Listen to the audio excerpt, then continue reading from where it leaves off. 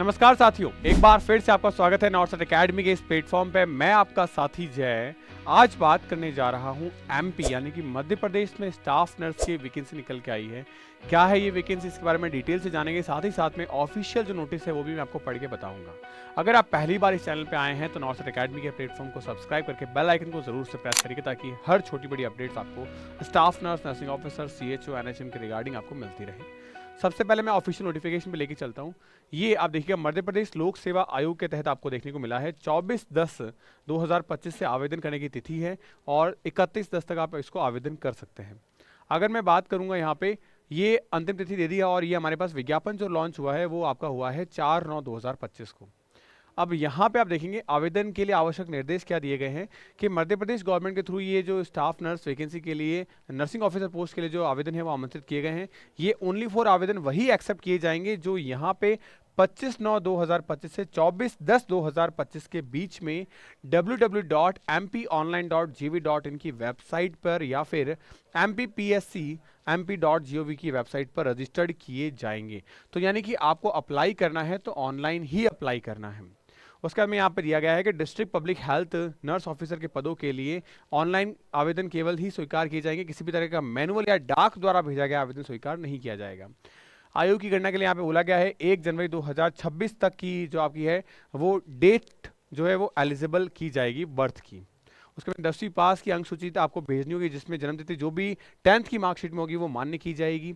इसके अलावा यहाँ पे एग्जामिनेशन का शुल्क आपको बताया गया है कि पेमेंट डन होने के बाद ही आपकी चीज़ें जो है बैंक ड्राफ्ट या चेक स्वीकार नहीं किया जाएगा, ध्यान रखिएगा।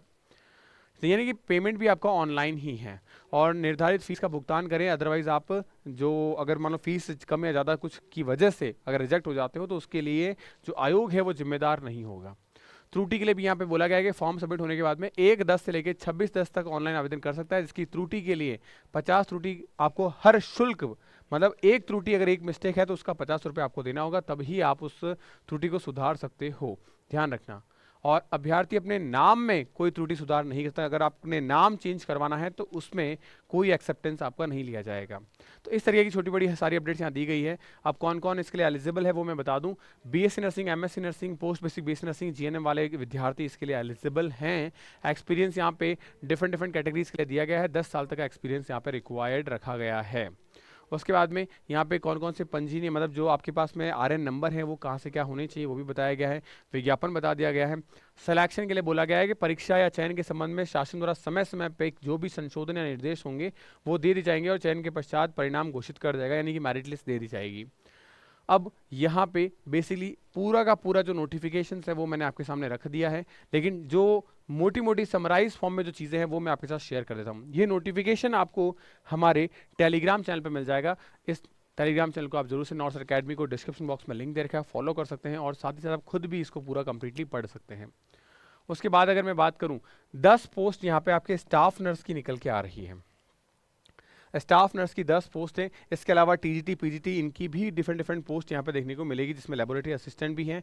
लास्ट डेट आपके पास में 27 सितंबर है, यानी आपके पास समय है अभी अप्लाई करने का। फीस की बात करूँ तो ST SC के लिए 250 रुपये, जनरल के लिए यहाँ पे 500 रुपये फीस है।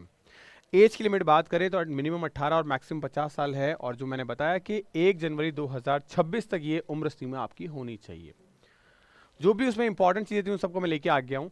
एलिजिबिलिटी क्राइटेरिया की बात करें तो मेडिकल ऑफिसर के लिए यहाँ पे MBBS रिक्वायर्ड है। PGT TGT के लिए आपके पास में MSc इन B.Ed है। बाकी आपके पास BSc nursing, D Pharma, GNM and DMLT, paramedical, pharmacy and BSc nursing courses के लिए यहाँ पे रिक्वायर्ड है। उसके बाद पे स्केल की बात करें तो PGT वाले जितने भी पोस्ट है उसमें लेवल 8 का पे ग्रेड स्केल होगा, और TGT वाली जो भी है वहाँ पे आपकी जो सैलरी है वो करीब 63,000 पर मंथ रहेगी। मेडिकल ऑफिसर की सैलरी डेफिनेटली यहाँ पे अच्छी खासी रहेगी। एंड बाकी सब जो भी गवर्नमेंट, स्टेट गवर्नमेंट के जो नॉर्म्स हैं उसके तहत आपको पे ग्रेड 5, 6, 7, 8, 9 जो भी होगा वो आपके लायबल रहेगा। उसके बाद कैसे अप्लाई कर सकते हैं, जैसा कि मैंने आपको बताया कि ऑफिशियल वेबसाइट से आप अप्लाई कर सकते हैं। यहाँ पे आप डॉक्यूमेंटेशन का अपना पूरा प्रॉपर ध्यान रखिए, क्योंकि जैसा कि मैंने कहा अगर डॉक्यूमेंटेशन में मिस्टेक करते हो तो 50 रुपये पर शुल्क पे आपकी जो त्रुटि है वो दूर की जाएगी, लेकिन उसमें सिर्फ एक नाम की जो त्रुटि है वो आपकी सॉल्व नहीं की जाएगी। तो MPPCS का एक बड़ी अपडेट थी हमारे पास में कि MP गवर्नमेंट के अंदर वैकेंसी निकल के आई है 10 लोगों की। मैं हमेशा एक चीज़ कहता हूँ कि ये ऐसी छुपी हुई वैकेंसियाँ हैं जो लोगों की नज़रों में नहीं आती। तो यहाँ पे हम बच्चे सेलेक्ट हो सकते हैं, ये कहा जा सकता है। या फिर आप जैसे जो साथीगण हैं, जो कहीं न कहीं एमपी से ही हैं या कहीं और से हैं, लेकिन कहीं न कहीं एक जॉब चाहते हैं, तो यहाँ पे एमपी डोमिसाइल कैंडिडेट ही अप्लाई कर सकता है, बाहर का बच्चा अप्लाई नहीं कर सकता, पहली चीज़ तो ये। दूसरी चीज़, छुपी हुई जॉब है, तो ज़्यादा लोग अवेयर नहीं रहते, तो एक चांस बन जाता है यहाँ पे जॉब हायर करने का, जॉब लेने का। तो अगर ऐसी कोई बड़ी अपडेट आती है, डेफिनेटली आपको सबसे पहले नॉर्थ अकेडमी के प्लेटफॉर्म पे मिल जाएगी। अगर आपको इन्फॉर्मेशन अच्छी लगी हो तो डेफिनेटली आप इस चैनल को सब्सक्राइब जरूर करिएगा, क्योंकि ये वीडियो, ये चैनल आपके लिए कंप्लीट डेडिकेशन में रहेगा। मिलते हैं नेक्स्ट वीडियो में। जय हिंद साथी।